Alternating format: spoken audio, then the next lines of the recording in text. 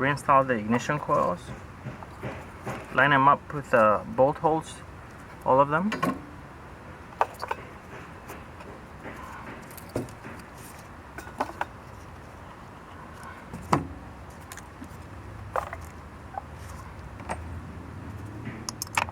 Start threading these bolts by hand as much as you can.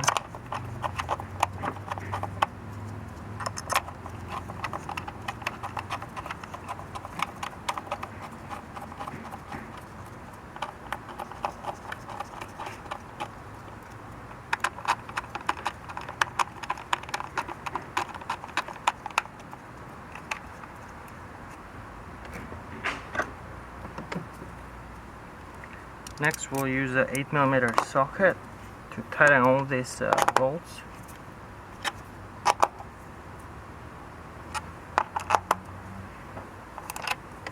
And connect the electrical wires. Make sure you hear them click.